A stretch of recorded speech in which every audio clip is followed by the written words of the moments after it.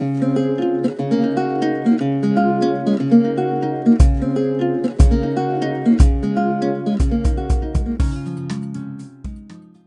My dear friends, welcome to Knowledge origin.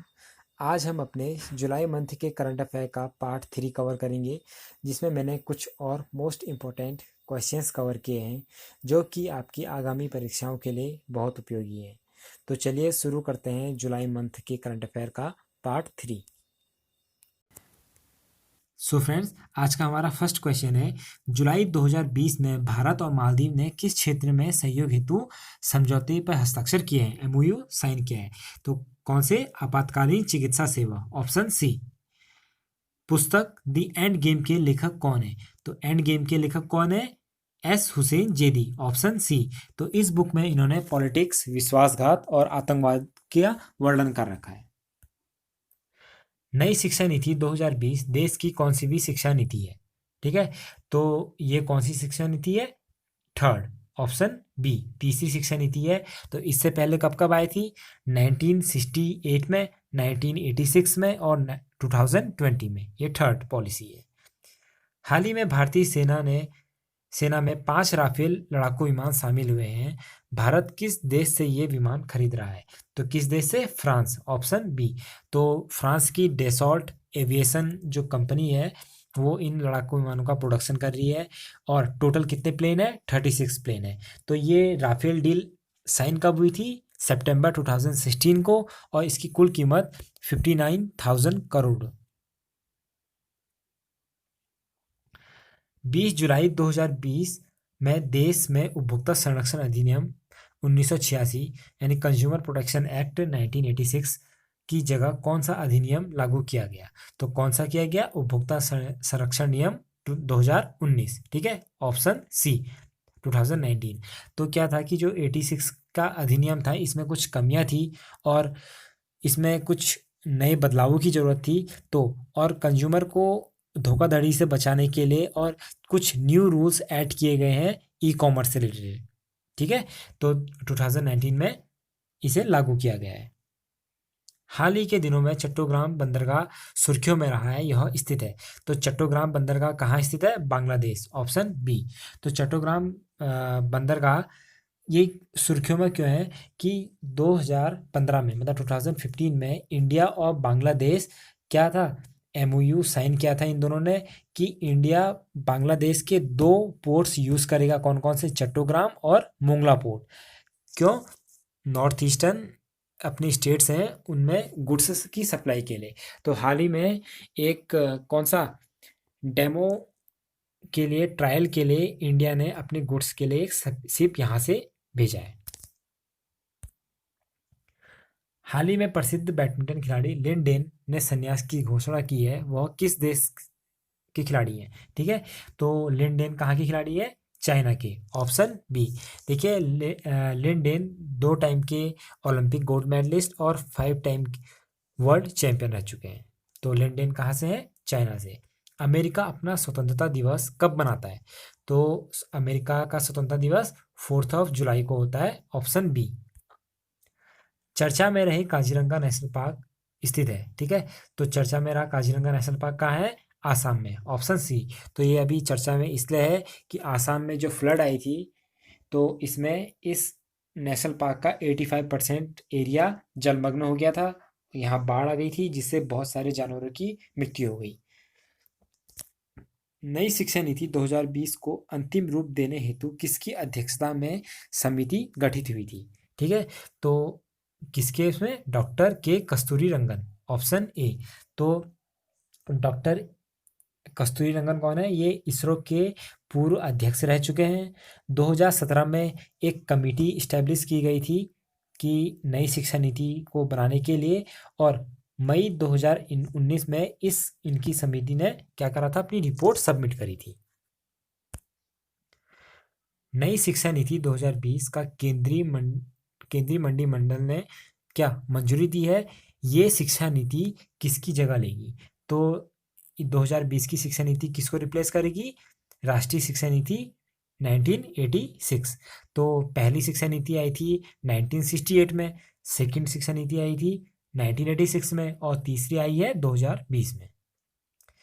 नई शिक्षा नीति 2020 के तहत मानव संसाधन विकास मंत्रालय का नाम बदलकर क्या किया गया है? तो क्या किया गया है? शिक्षा मंत्रालय। तो हमारे जो अभी शिक्षा मंत्री हैं वो कौन है? रमेश पोखरियाल निशंक। हाल ही में पोबा रिजर्व फॉरेस्ट को वन्य जीव अभयारण्य में अपग्रेड करने के लिए घोषणा की गई है। यह किस राज्य में है? ठीक है, अभयारण्य में इसे कन्वर्ट किया जा रहा है।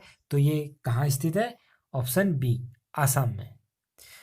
जुलाई 2020 में global e waste monitor report का तीसरा संस्करण जारी किया गया है, जिसके तहत विश्व में सबसे अधिक ई वेस्ट उत्पादित करने वाला देश कौन सा है?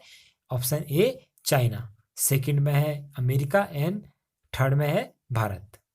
ठीक है।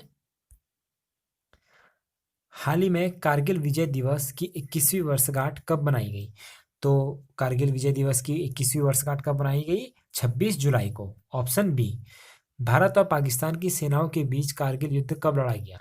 तो कब लड़ा गया? 1999। तो ऑप्शन सी, 1999 में।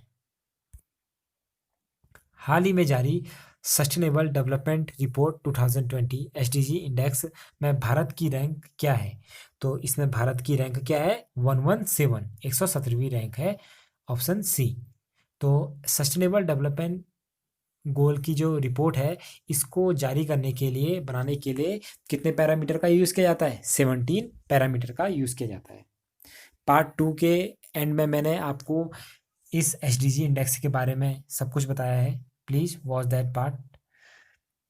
इनमें से किस राज्य सरकार ने नवीन रोजगार छतरी योजना का शुभारंभ किया है? ठीक है, तो किसने कहा है? उत्तर प्रदेश सरकार ने। ठीक है, ऑप्शन ए। तो नवीन रोजगार छतरी योजना में क्या है कि यूपी गवर्नमेंट अनुसूचित जाति के लोगों को क्या आर्थिक सहायता और रोजगार प्रोवाइड कराएगी। तो इसमें टोटल 36,000 लोग कवर होने वाले हैं। भारतीय एनिमेशन निर्देशक जिन्हें मरणोपरांत टूनुज मीडिया ग्रुप, ठीक है, टीएमजी द्वारा स्थापित लेजेंड ऑफ एनिमेशन के लिए चुना गया है। तो किन्हें चुना गया है? अर्नब चौधरी, ऑप्शन ए को। ठीक है, तो इन्हें लेजेंड ऑफ एनिमेशन का अवार्ड दिया जा रहा है। तो देखिए, जो ऑप्शन बी है राम मोहन, ये कौन है? राम मोहन को इंडियन एनिमेशन का फादर कहा जाता है। ठीक है, father of Indian animation. ISRO के अध्यक्ष जिन्हें अंतर्राष्ट्रीय एकेडमी ऑफ एस्ट्रोनॉमिक्स स्वीडन द्वारा 2020 वॉन करमन पुरस्कार दिया गया है। ठीक है, तो ये किन्हें दिया गया है? के सिवान को।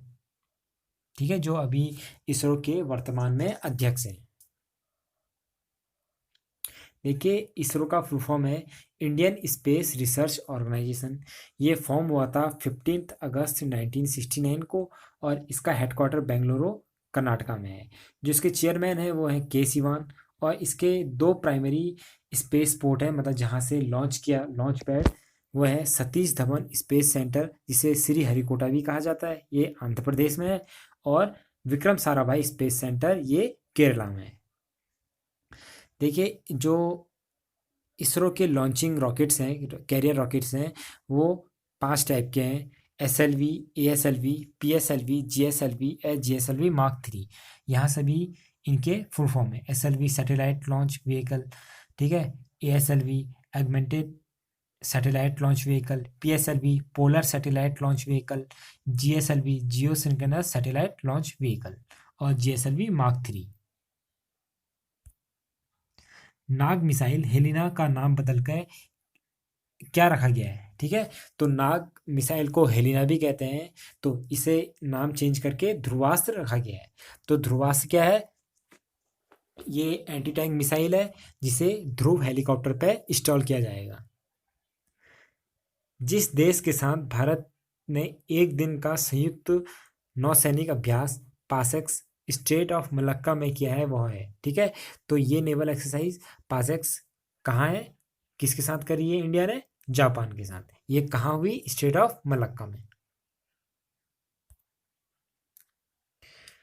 फ्रांस के नए प्रधानमंत्री अपने राष्ट्रपति द्वारा चुने गए हैं। ठीक है, कि मतलब राष्ट्रपति द्वारा नियुक्त किए गए हैं फ्रांस के नए प्रधानमंत्री। तो ये कौन है? Option B, Jean Castex. ठीक है, तो जीन कास्टेक्स को फ्रांस का नया प्रधानमंत्री चुना गया है और ये इनकी नियुक्ति किसने किया है? राष्ट्रपति में। और फ्रांस के राष्ट्रपति कौन है? Emmanuel Macron. जगदीप, जिनका पूरा नाम है सैयद इश्तियाक अहमद जाफरी, जिनका निधन हो गया है, वो किस क्षेत्र में अनुभवी थे? ये एक्टर एंड कॉमेडियन थे। ठीक है, ये फेमस एक्टर जावेद जाफरी के पिता हैं।